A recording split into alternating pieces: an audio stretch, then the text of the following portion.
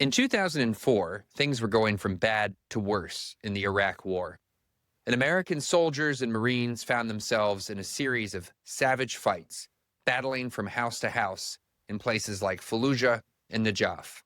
Today, we're going to talk about that difficult year and what was unusual about it, but also what it revealed about the unchanging nature of war for the kid at the business end, the rifleman, the Marine.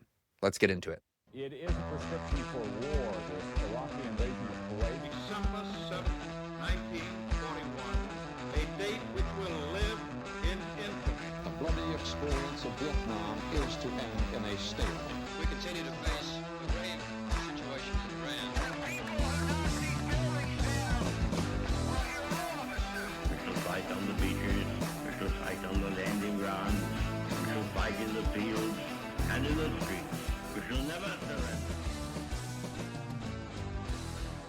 Hi, I'm Aaron McLean. Thanks for joining School of War. I am delighted to welcome to the show today Michael Pack. He's the president and CEO of Palladium Pictures and Manifold Productions. He is also the director of The Last 600 Meters, The Battles of Najaf and Fallujah, a film that you can stream on Amazon now, if I'm not mistaken. I watched it this morning, Michael, and I have to say, it's a remarkable piece of work. I commend you for it, and I'm glad you're here on the show to talk about it.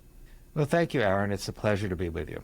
Tell me how you came to make this film, and tell us about the strange set of circumstances that led you to make it, I believe, in something like 2007 or thereabouts. But here we are in 2025. This is not from the vault. This is not is not graduate student Aaron McLean recording this in 2007. We're sitting here in 2025 talking about this film that has just come out. So why'd you make it, and why the delay? Well, we were developing a film on the war in Iraq in around 2004, 2005, while it was still going on, of course. And the original film was going to be about technology and warfare, because like many Americans, we were very impressed by the role of technology in the initial war in Afghanistan. You know, the special forces going in and with allying with horsemen from the Northern Alliance and close air support and quickly toppling the Taliban. But as the war dragged on, and I did some research, I could see that a lot of it did not have to do with technology only, but the valor and grit of the people fighting. And I saw that these two huge battles, Najaf and Fallujah, were not being covered. So I re-geared the film to that, and we shot the interviews with the people in the film in 2007, so 3 years after the battle, when they were still young and they looked like they did in the footage. And we finished it in 2008 initially, and I have made over 15 films that have been nationally broadcast on PBS. PBS, my primary broadcaster. And they put them all on in prime time, no problem. This one, for the first time ever, they refused to broadcast. And it was principally funded by the Corporation for Public Broadcasting, so I thought it was going to be an easy sell. But they did not want to put it on the air. They felt it was too pro-military, whatever that means. I don't think that's a terrible. Don't think that's a terrible thing to say, but I don't think it is pro-military. It's not like rah, war is good kind of film. So anyway, they declined, and we pushed. My wife Gina is my business partner, and every few years we push PBS to try to do it, and they'd find one reason or another to decline. Eventually they would say, well, now there's been a lot of things in the Iraq War, and then no one's interested in the Iraq War, and on and on, and then, we need to make it more political, so it went on, and then finally, just this past year, the president of PBS, Paula Kerger, I'd say courageously reversed the 17 years of saying no to say yes, and it was broadcast nationally on PBS the day before Veterans Day, November 10th, which was also the 250th birthday of the Marine Corps, and these are mainly, but not exclusively, Marine battles. And it was on at 10 p.m., a great time slot. So in the end, it got its due. And it's now, as you just said, Aaron, streaming on Amazon. It's, all you got to do is go to Amazon and search for The Last 600 Meters. I think it's $2.99 or something extremely inexpensive. So in the end, it got its due. It's a mystery to me that it took so long. But look, the film is called The Last 600 Meters. as you know from having just seen it, because a Special Forces sniper says, "I don't make foreign policy, I deliver the last 600 meters of it," meaning what he could see through a sniper scope. And we tried to stay true to that vision. We don't talk about the politics. Was the war good or bad? Were there weapons of mass destruction? Was it being run right? We tried to tell these stories as battle stories. They're the biggest battles America has fought since Vietnam, and we thought people should know what happened. And so we told them as a story, as if they were Gettysburg or Iwo Jima or any other famous battle, from the point of view of the people who fought there, from corporals and sergeants up to sort of one-star generals that were actually in the field fighting. So it wasn't political, and we didn't soft sell the horrors and struggles of these people and the difficulties of the war. So I'm not positive why it took 17 years, a record to me, and one I do not want to challenge or repeat.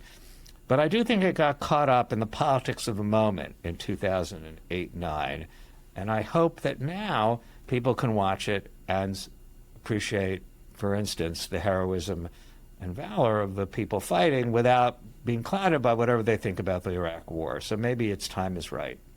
Well, we'll get to the history of Fallujah and Najaf here in a minute, but I want to linger on this question of the production and the obstacles you faced. It's fascinating to me that the objection was that it's true pro-military. I don't have to tell you, we probably don't have to explain to most listeners, there's all kinds of tricks you can play with film and film editing and film production to thumb the scales one way or the other. But I know the underlying reality of the Marine Corps. I don't know. I didn't serve in Iraq. I did serve in Afghanistan or just a few years later. So I know what Marines are like. And I saw your film, and I'm here to attest that all you're doing is letting people speak their minds and showing footage that accurately conveys what it's like on the battlefield. It's extraordinary footage, by the way, and they're extraordinary interviews. Like, it really is a good pick, but it's striking for people just have to take my word for it, I guess, unless they're in a position like I am where you can sort of attest to both the reality and the film. It's strikingly unadorned. It really is just these interviews where you let people speak at some length, I think, by the standards of this format, and then the footage itself, and that's all there is. In the Bush administration, I would add, to the extent that politics tend to intrude, it's not your main theme, but it comes up a few times insofar as it relates to the combat. The Bush administration doesn't come off particularly well. Jerry Bremer, in particular, does not come off particularly well. And yet did they actually say those words, too pro-military? I believe they did. Wow. Actually, I hope in this hour that we can show the trailer. Maybe that would give your viewers some sense of the film. But yeah, they said it was too pro-military. At one point, they said that I had used was manipulative, that these Marines look like they're from Central Casting, and I had somehow selected for young, attractive, articulate Marines, and I ignored the ones that were ugly and unattractive or whatever they're thinking. But it ascribes to me more power and influence than I had. I mean, the way we made the film is we got the footage and stills from the battle, which I think you rightly say was extraordinary. I did not film it. It was 3 years before I started work. I think the people who did film it were both very talented and heroic. I mean, they're risking their lives to get that footage. And then once we found the footage, we looked for the people in the footage. I just had to go with the people that were there. I didn't have a chance to manipulate it. And it just happens that they were young and articulate, and attractive. So that was one thing that they sort of claimed I did. I don't even understand it. So I'm not sure what was really on their mind. Mostly, it's very hard to tell what's on people's mind based only on this kind of comment. They don't want to say too much. But I think even I agree with you that it's a film that when it was first around in 2008 or 9, people on all sides of the war in Iraq saw it and liked it. Richard Pearl, who's a strong advocate of the war, was a big fan of the film. He had a showing in his home, and one of our executive producers is Steve Bannon, then not so famous or not famous at all. And he said it turned him around on the war in Iraq. He was for it, and after working with me on the film, he was against it. So I don't think it advocated for and against the war exactly. It does try to give you a sense of the realities on the ground and the political pressures those people were under, and the political pressures they're under as the political wind shifted, which maybe we will get into a little more later. So I don't really know what was on their mind. I do feel that the Paula Kerger, the president of PBS, looked at it afresh, and here in 2000, she looked at it in 2004 maybe, and it didn't look like, she could see it for what it is, which is not, which is a straightforward account of these battles without politics. So I'm not sure how we got there. We went through many different people in charge of programming at PBS, so we had conflicting and different takes on it until Paula overruled them and put it on the air.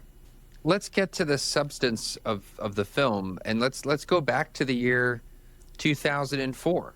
I tell this story. People will ask me, young people ask me why I joined the military, and I went to officer candidate school in 2007, but I actually graduated school in 2003. And I'll joke that I was thinking about it as a senior in college, which I was, but then in March of 2003 we invaded Iraq, and in April we won the war.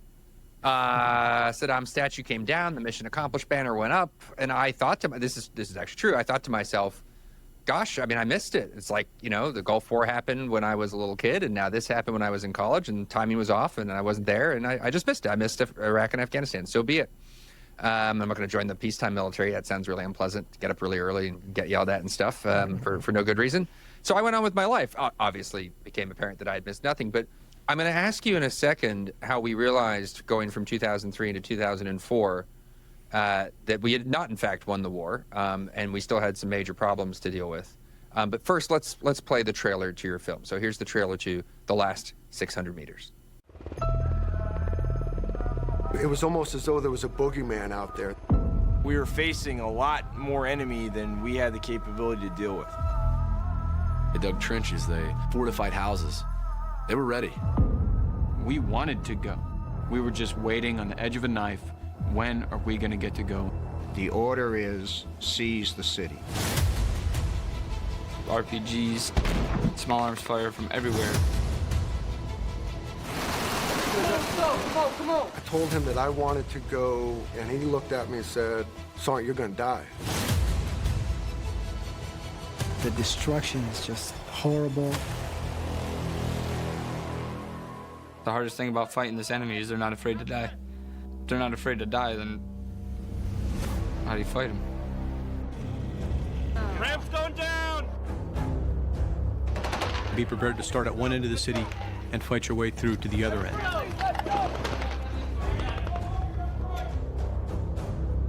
There's firing going on. There are grenades being thrown in the house. It became hand-to-hand fighting. It was so close. Two selfless Marines run across this kill zone 4 times to pull Marines out of there.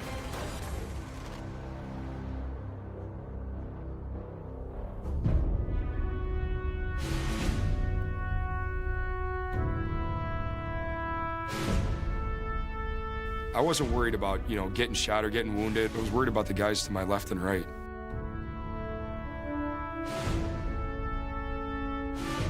You always want to reassure these men that they've done their duty, because that memory is seared into their soul.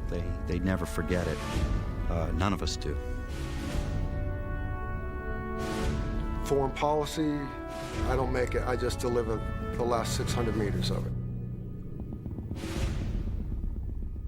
Michael. Well, I hope the trailer for some viewers bears out your comments that it's a straightforward ground truth approach to those battles. But yes, they were very kinetic. Far from being over, these were, as I said earlier, the biggest battles America fought since Vietnam. I mean, some people think we should have gotten out when Bush said, mission accomplished. But there was a very active insurgency, and as you well recall, Paul Bremer, head of the CPA, made the decision to disband the army, and there were all these loose army officers with nothing to do, and and the de-Baathification process left a lot of people free. And Fallujah in particular, and Anbar in general, the Anbar province in general, was really the center of the Sunni insurgency. I mean, there were a lot of them there. They were, former military from Saddam, Al-Qaeda in Iraq, run by Zarqawi at the time, and then Sunni foreign fighters, Sunni jihadists from other countries, and they were gathering there. And so in 2004, in the end of March, April of 2004, 4 Blackwater contractors were driving through the town of Fallujah, escorting people, and they were hauled from their car, killed, burned, dragged through the streets of Fallujah, and 2 of their charred bodies were hung from the bridge of the Euphrates, while insurgents and children danced under their bodies, and celebrated. So, as we say in the film, the Marines thought that we should just catch the insurgents that did this. But it was such a national disgrace, according to Americans felt, that something more dramatic, the powers that be in Washington thought had to be done, and they decided to clear the city of insurgents. And so then they went into Fallujah, and the insurgents used the same techniques they do throughout the film and do today, hiding behind civilians, sheltering in hospitals, and trying to make the Marine response look as violent as they could. And they had galvanized public opinion as to how violent it was. And that again forced the people in Washington to decide, well, now we have to stop and negotiate with the insurgents. So they halted in the middle of Fallujah, and they started negotiations. And as one of the Marines says, then we're sitting ducks. They said it was a ceasefire, but we're standing in one place, the thing you're not supposed to do. And they're getting picked off and picking people off all day. And then finally, the decision was to back off from Fallujah and hand it over to the so-called Fallujah Brigade, which turned out to just be the insurgents, really. And they had it to run them as they wished for 6 months. And it gradually got worse and worse. I mean, it was an arms depot. It was a place for insurgents to stop and rest on their way to other parts of Iraq or elsewhere. And finally, there were a series of torture chambers built and a series of beheadings. And it was the final beheadings was the last straw. And then in the fall, the decision was made to then clear the city again. And in the middle is the Battle of Najaf, but we'll go to second Fallujah.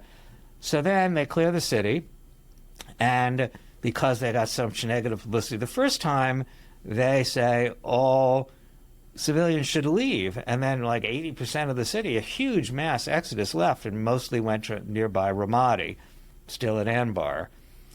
But as people point out in the film, so did the leadership of the insurgency. They all went to Ramadi too.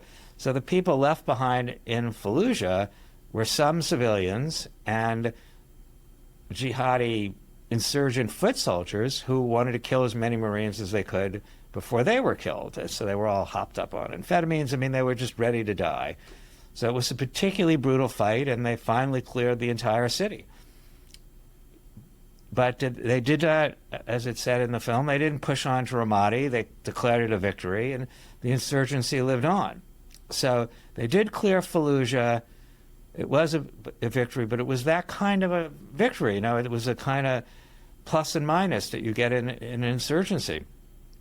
And there was a similar experience in Najaf in the south against Shia militia, against the Mahdi army run by Muqtada al-Sadr, who had taken over the town of Najaf, which is a holy city and for Shiites. It contains the Grand Ali Shrine Mosque, one of their holiest sites, and they were their violence in Najaf again forced the Marines to go in there and try to deal with it.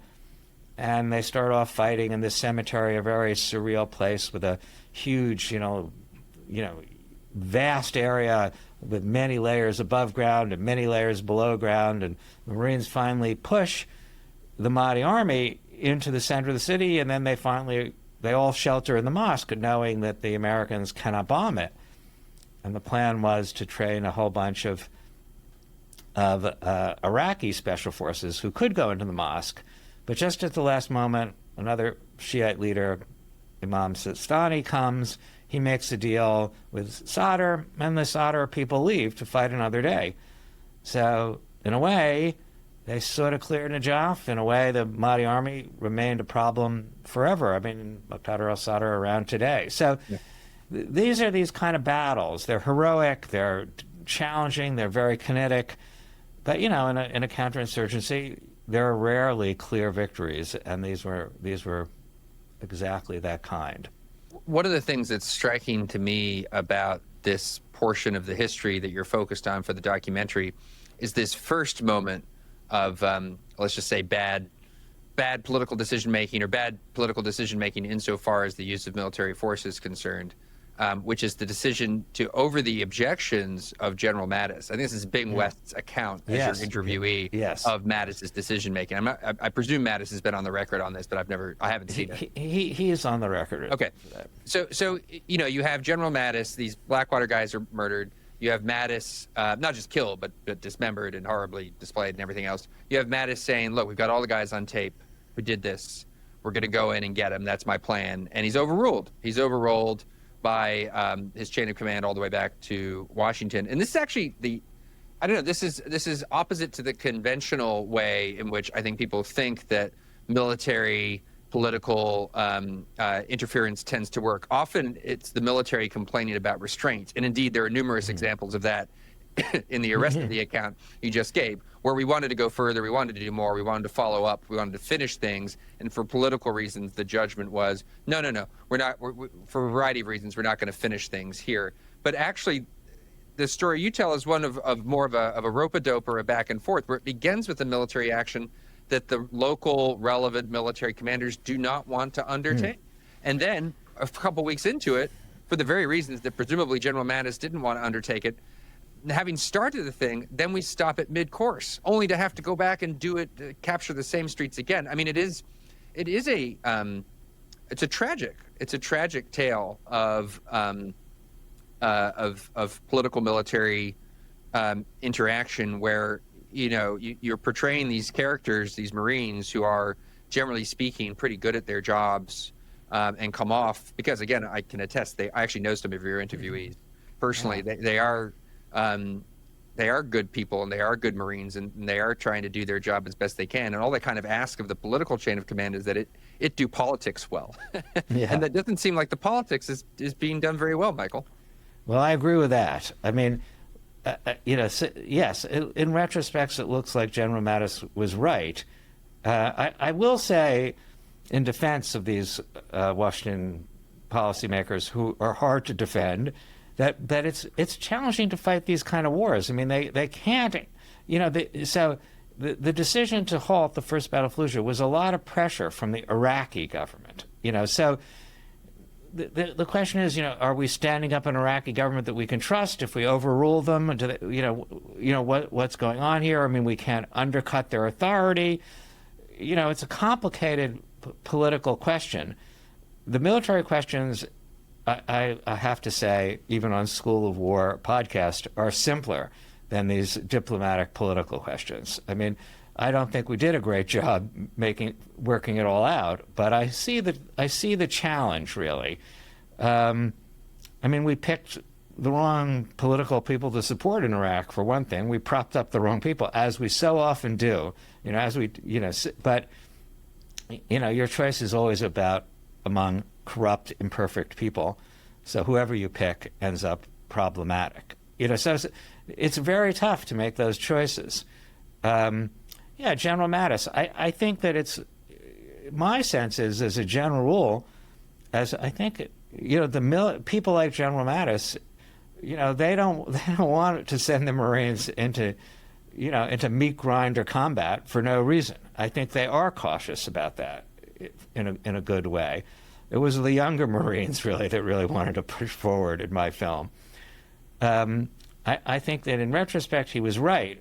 You know, what to say about the big picture. It's a complicated thing to do. As I said, that was not the subject of our film. We really portrayed what it was like for the people on the ground that had to deal with these changing decisions. I was very struck by one of these Marines, McCoy, who said, one day we're fighting them, then we're negotiating with them. But what's a few RPGs between friends?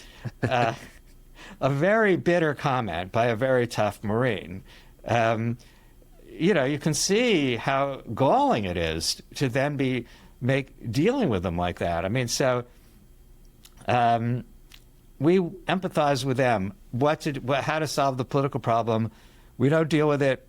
It's so much beyond my pay grade. I'm glad I don't have to come up with a solution. But you are right. In this case, it seems General Mattis had the right point. And he, as he said, when stalled in Fallujah, I'm not sure if this is in the film or not, he quoted the Napoleon adage, if you're going to take Vienna, take Vienna. Yeah. Don't just camp outside Vienna and threaten it. Either go in and take it or leave. And Napoleon, that was a very, very much the Napoleonic way. And he, as General Mattis did quote that. So we've been going for almost half an hour now, and we still really haven't gotten to what your film is about. So we've been talking politics and production and everything else, but what your film is really about, if you'll permit me to offer a line about it, is combat and young men, young Marines in particular. You have a couple soldiers sprinkled in there in combat. And you found a strikingly, for all of the ridiculous comments of your masters back in the day, I thought you found a strikingly diverse group of Marines in the sense of varying levels of seniority, mostly ground combat guys, mostly infantry guys, but beyond that you had everyone from general officers and battalion commanders down to young guys, young NCOs who are in charge of squads.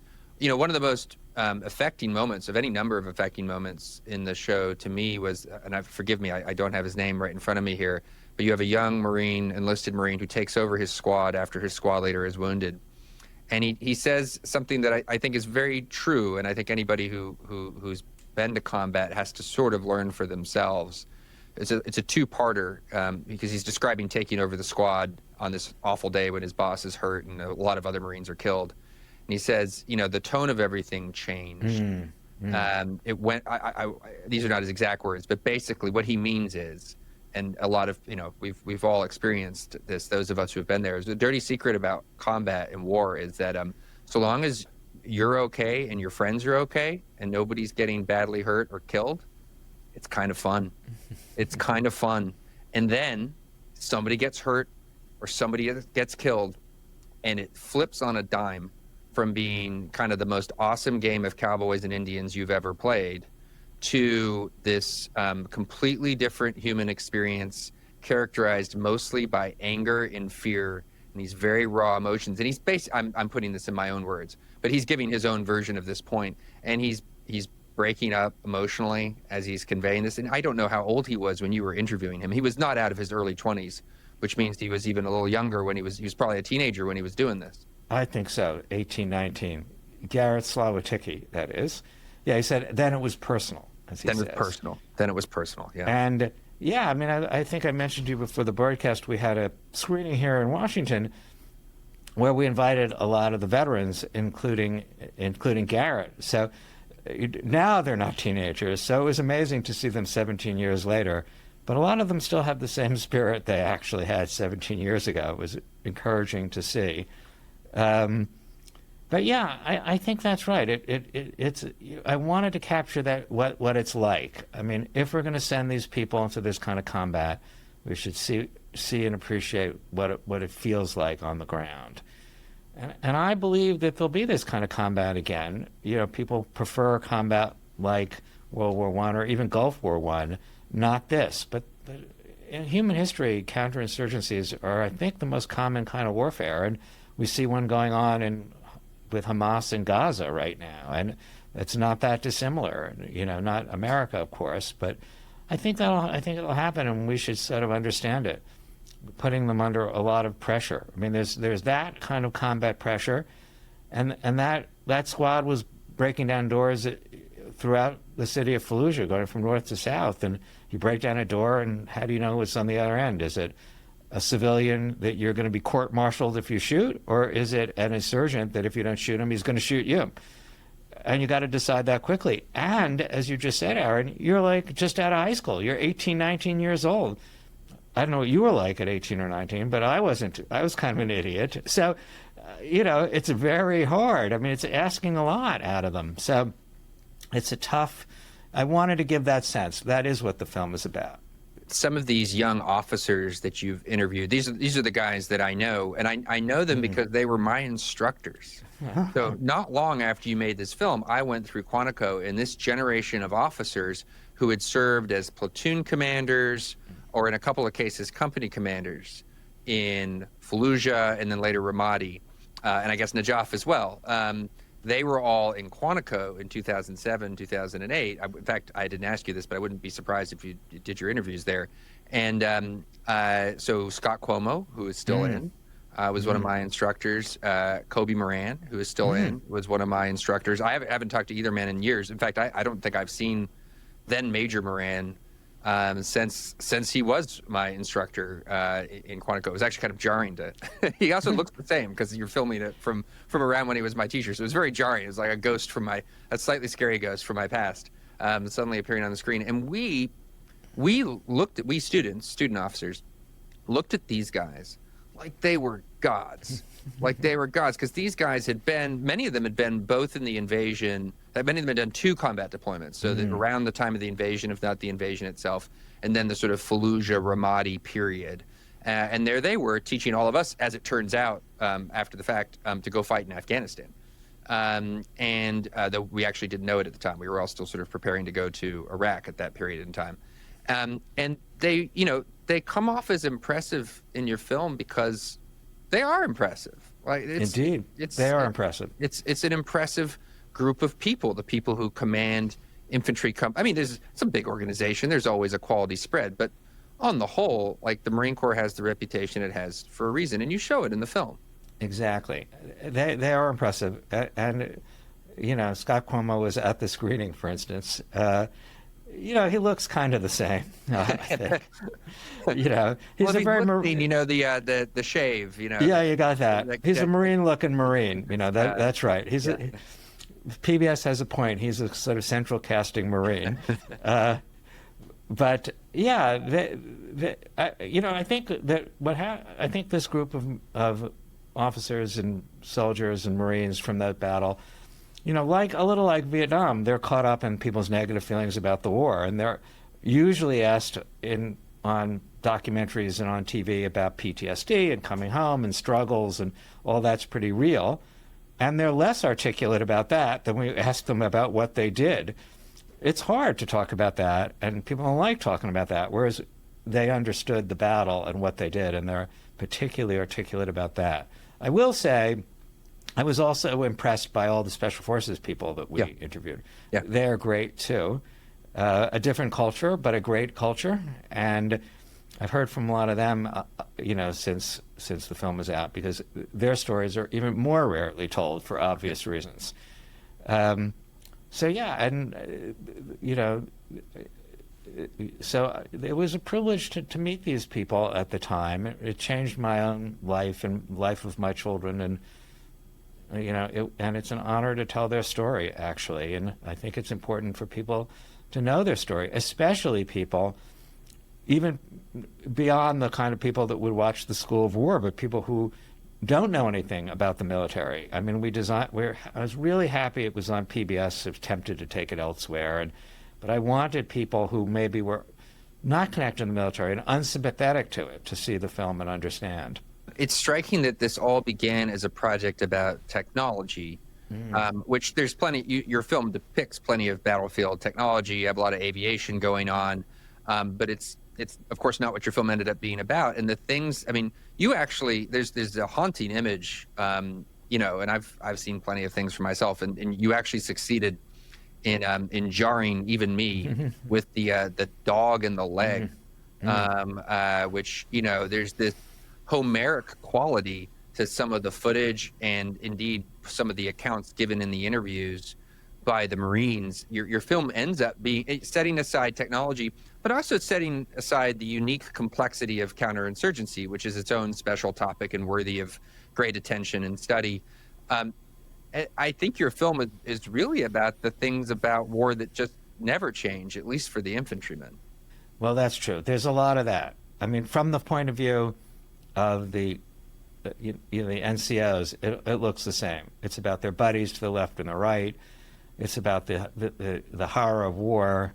You know, we have a tanker talking about the smells and the smell of death in Fallujah. And I think by the time they get to the end of the Second Battle of Fallujah, it's really in a surreal space. You know, it's really bombed out, and they've gone through all this stuff. You know, all this killing and death, and seeing their friends killed, and we have this very dramatic firefight at Hell House. I mean, they've gone through all this, and it's this bombed out landscape. I mean, and with the feral dogs and cats, and you know, it's a very, you know, both their own psychological space and the physical landscape are surreal and strange, and one that the rest of us have, you know, can't experience or can't fully understand, I think.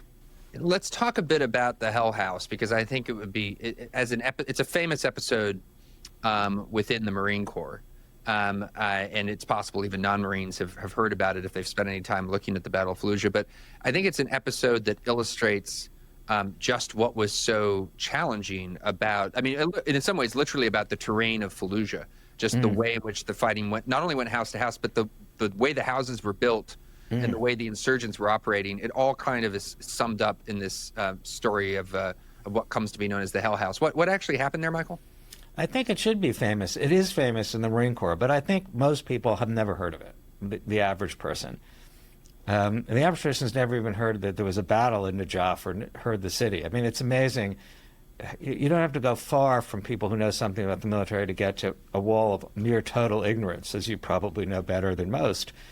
But the Hell House, you know, so they're clearing Fallujah. They get to the end, and the further they get in Fallujah, the more violent the insurgency is, because they're pinned by the walls of Marines at the end of the south end where they're pushing to, and these people know they're going to die, and it gets more and more vicious.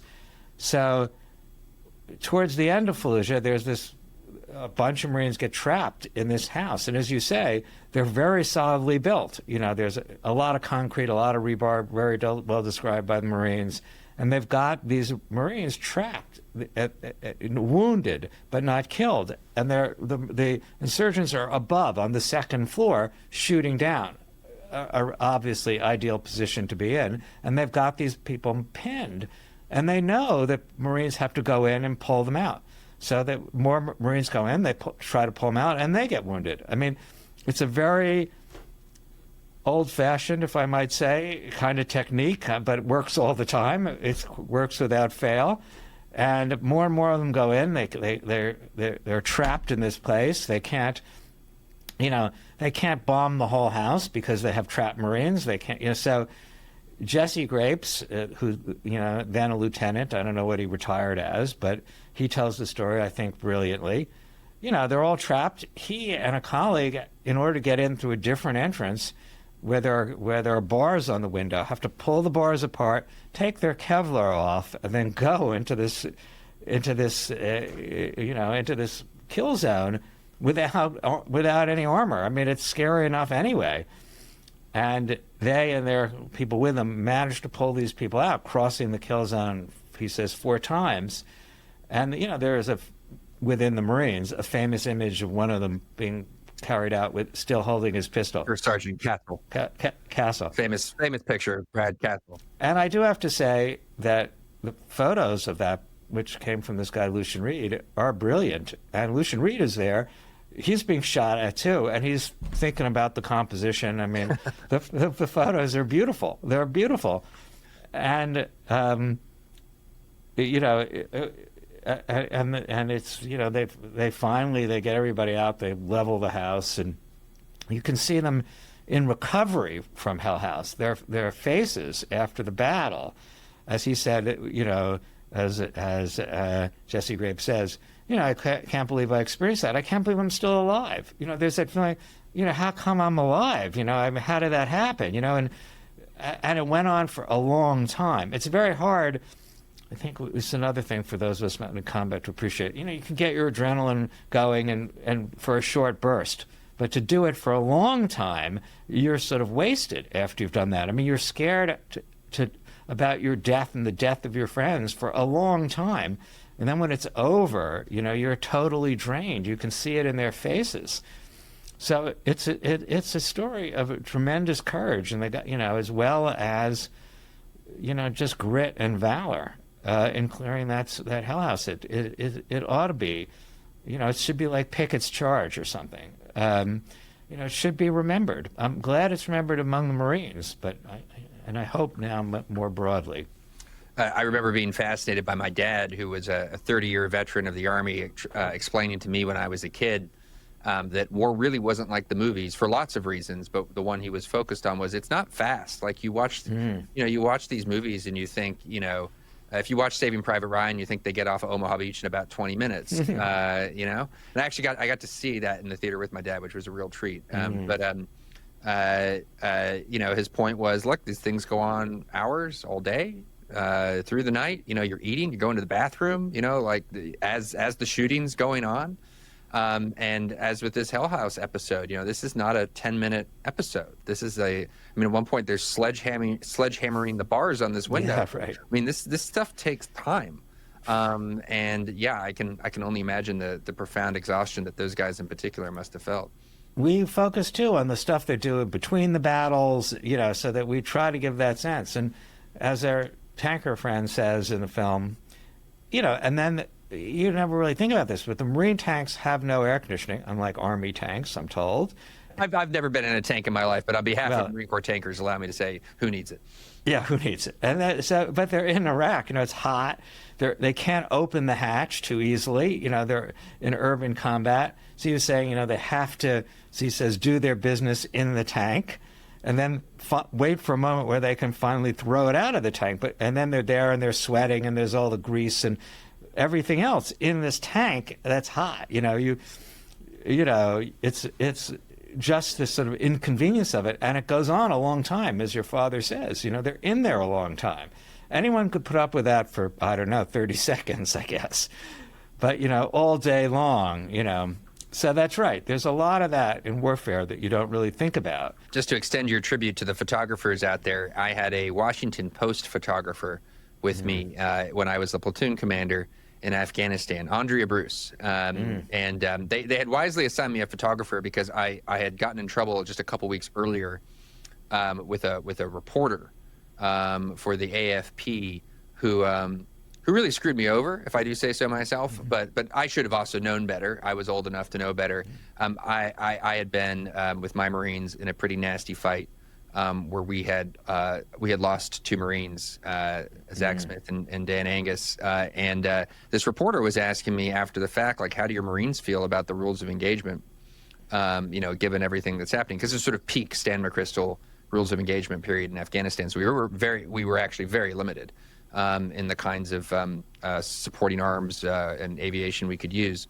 And I gave what I thought was a nuanced, professional answer to the question, and it was, frankly, like if you read the whole paragraph of my remarks, it was in fact a nuanced, professional, balanced answer to the effect of, you know, you can't shoot anything that moves. That's what the Russians did. Like, that's not how war here in this kind of place works, et cetera, et cetera.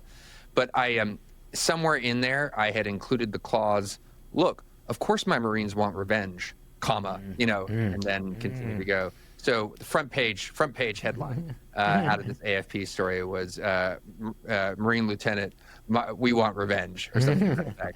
So anyway, they gave me this photographer, Andre Bruce, and I have this vivid memory of just before we went into Marja for the big battle there, taking her aside in full, you know, Marine Lieutenant condescension mode. We're about the same age, I think, both in our 20s, and saying to her, look, you know, you're going to want to stay in the truck. You know, everything's got IDs, you know, just sort of speaking to her in this fashion. I'll never forget her just looking at me with this kind of cold stare as I talked, and then saying, Lieutenant, I was in Fallujah. Were you? These guys, you know, a lot of them, I have friends who are combat journalists who have seen more combat, honestly, than most Marines. They're a very impressive group, and I'm happy to thank them. And I think in addition to those independent photographers, we used a lot of the footage of combat cameramen, combat correspondents, especially Jan Bender, and his footage is great too. Most of the footage of combat correspondents and cameramen are not great because they're just there documenting it. It's not like the independent photographers. It's not supposed to be art. But Jan's was extremely well shot, which is a rarity. But yeah, and but there's people like Lucian Reed. They have a real courage, and I want to, did not take courage for me to interview these people in Washington, D.C. So they're the ones that are entitled to that. You tell one story that that also reminded me of an experience that I had in Afghanistan, where these Marines are coming back from combat in Fallujah, and they start singing the Mickey Mouse song as a tribute to Full Metal Jacket. Say a bit about that. How did that come about? Yeah, at the very end of the Second Battle of Fallujah, they're leaving Fallujah, and they're reminded of that scene in Full Metal Jacket where they're leaving Way City, which isn't often been compared to Fallujah. It's in fact the last big battle of that sort. And in the Full Metal Jacket, they're singing the Mickey Mouse song, and they sing it too, leaving Fallujah. And it is eerily similar, and it was an amazing moment. It was surreal in the Stanley Kubrick film, and it's surreal in my own film. I've always been surprised at the deep affection that Marines have for that film, which doesn't really, I don't think, present the Marine Corps in very flattering light, and especially, the parasailing training of Marines. But it does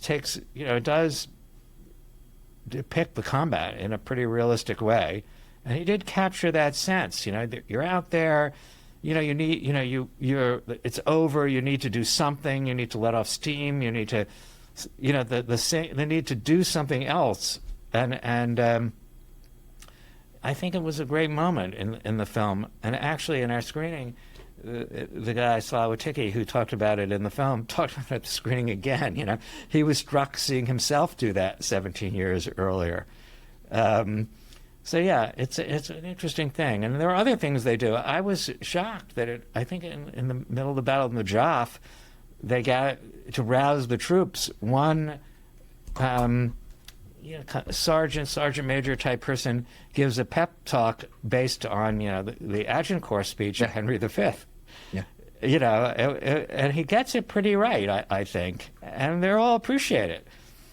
So it's amazing, really, to have these quotes, literary quotes. Since you taught literature at West Point, I guess you did a good job at the Naval Academy. I have to interject, at the Naval Academy. Oh, at the Naval Academy. So maybe you did teach these Marines, but the officers at least. So anyway, they had a good sense of history. All you need to know about Marines, Michael, is keep in mind in the 21st century, virtually everyone who joins the Marines has seen Full Metal Jacket. So I don't know how many Marines we have right now, pushing up on 200, somewhere in the 100,000+ range. Virtually all of them have seen Full Metal Jacket, and every single one of them, by definition, said, "Yeah, I want to do that." And that's all you need to know. That tells you everything. It does tell you everything. It tells you everything. It really does.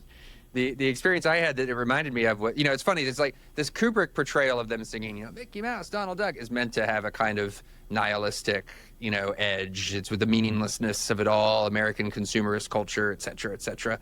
And then, Marines doing it in Iraq, it's not quite the same thing. It's like, it's a tribute to the movie. It's a tribute. It's a tribute to the way in which Kubrickism forms Marines, pop culture of the 20th century.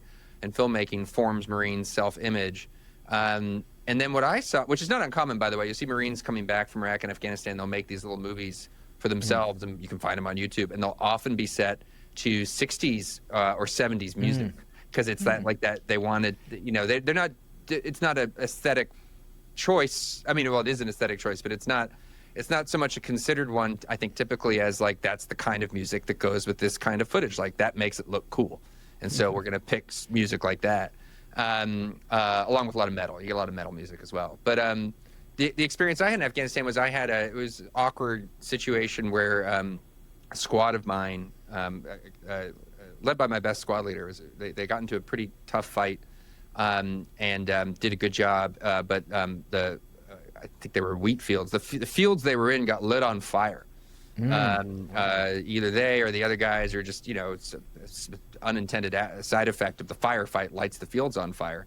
And these fields belong to, families in our area that we were working with.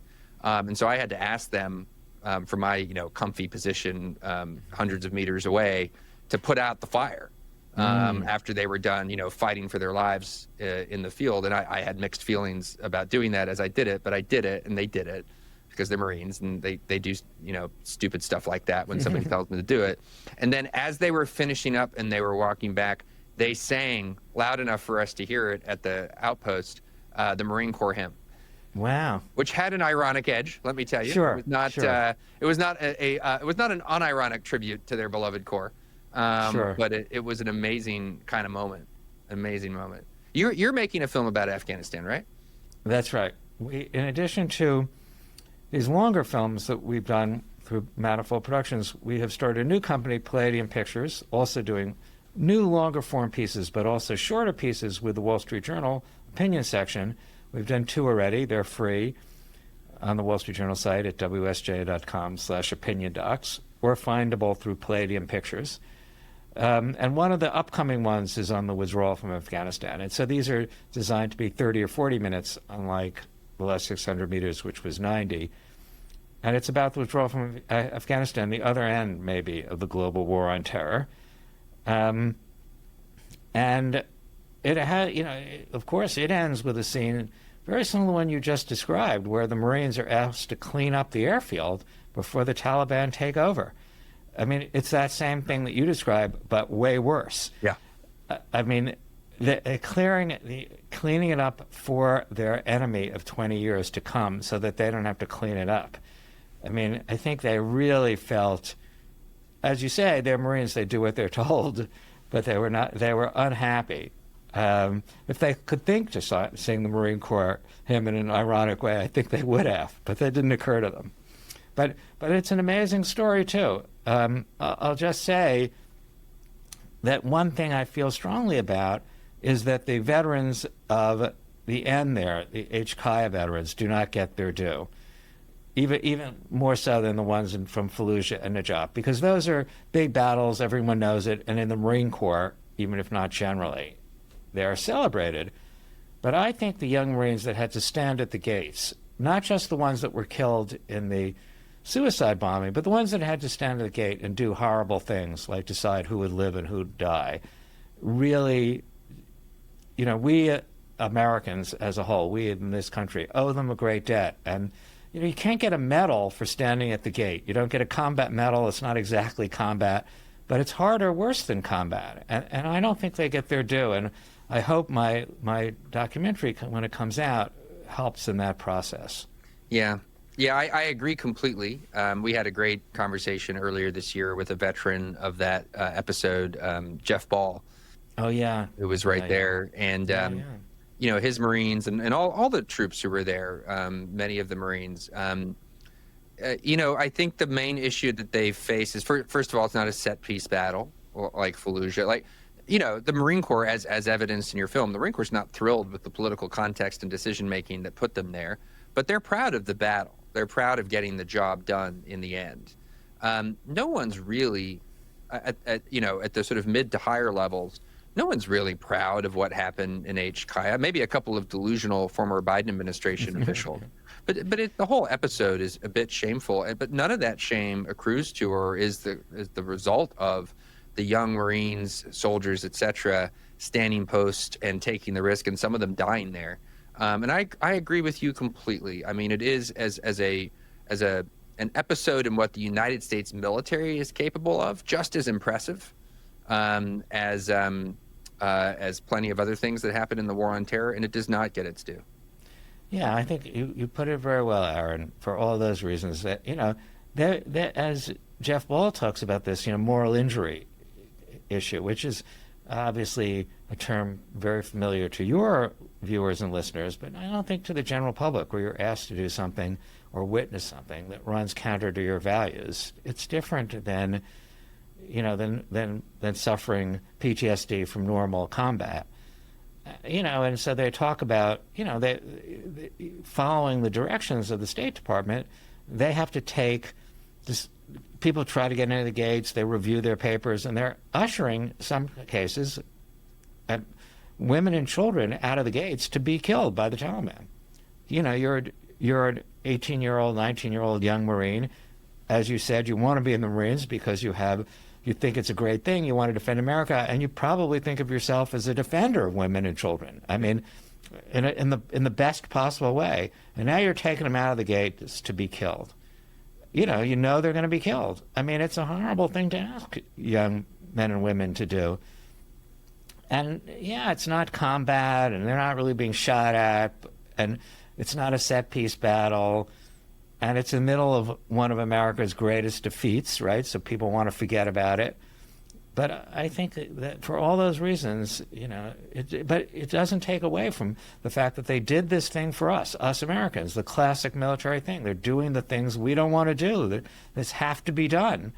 And I think they need to be celebrated in some way, and especially by the military. I mean, I think, I believe the military should invent some kind of medal for them, because they can't get the normal sort of medals for this. But I think they do need to be celebrated. Maybe it's a little like PBS in my 17 years. Maybe after enough years go by, it'll be easier to see it without clouded by everyone's mixed feelings about the withdrawal in general. I hope that's right.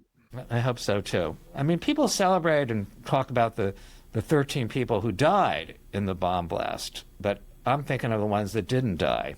The problem, I agree I hope that's right. I think it probably will be the case, just the way these things tend to go. But the problem is, so much damage is already done. One of the battalion commanders you interviewed in your film, your Iraq film, I think it was Colonel Buell, but I can't remember. You'll tell me which one.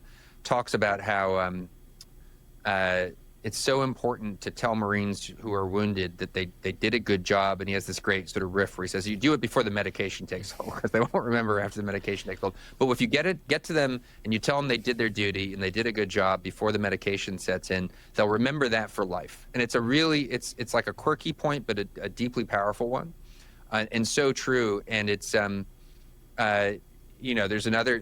I mean, there's so many amazing episodes in your Iraq film, but the squad leader who we were making reference to earlier, who's shot in the helmet and badly hurt, and so this other squad leader has to take over for him. As that squad leader's being hauled off, he tells you in the film that he feels terrible. He feels like he's failed. He feels like he failed because he allowed himself to get shot, which is a crazy thing for, I think, most civilians to reflect on. But deeply, it speaks to the kind of psychology that these young men have, and letting them know after they've been through something bad or stressful or even horrible that they did their duty and that it meant something is so important. And my pet theory about why everything seems to be PTSD in recent decades compared to earlier generations of American warfighters is not, of course, it's not that there was no PTSD before. I mean, all you have to do is watch that movie, The Best Years of Our Lives, about World War II veterans. Plenty of combat stress coming out of World War II. But you also, by and large, and for the most part, had a generation of warfighters who, many of them, I hope, thought they did a good job, because a lot of them did. And almost all of them, I think, could rightly tell themselves it meant something. It meant something. We won. It was important. If we had lost, it would have been really bad. And we won. And so I did my duty, and it was important. And I think, for the Vietnam generation, or now, sadly, Iraq and Afghanistan, perhaps especially Afghanistan with the way things ended there, it's harder to construct that account. And that's not the fault of any of the troops. It's a major problem. That is very true. And it is Willie Buell who says that. Yep. Very good memory, Aaron. It a great moment. He's great. Yeah, I think that's right. The damage is done to a lot of these young men, and even the officers like Jeff Ball, actually. But the fact is, they did do their duty, and it did mean something. I mean, it meant that at least 130,000 people got out of there. I mean, at least it meant that. I mean, yeah, I mean, it's I don't know. I mean, it's challenging for all the reasons that you said, and maybe it is hard to construct the narrative now, but we'll see. Well, anybody who wants to see what Marines did in Iraq should go see your film. It's called The Last 600 Meters, The Battles of Najaf and Fallujah. It really, really is well done, Michael. Thank you for thank you for sticking with it for all those years where you weren't getting any love because you, God forbid, you tell the truth about what it's like to be with these young people in combat. And thank you for coming on School of War. I really appreciate it. Well, thank you. It's a pleasure talking to you, Aaron.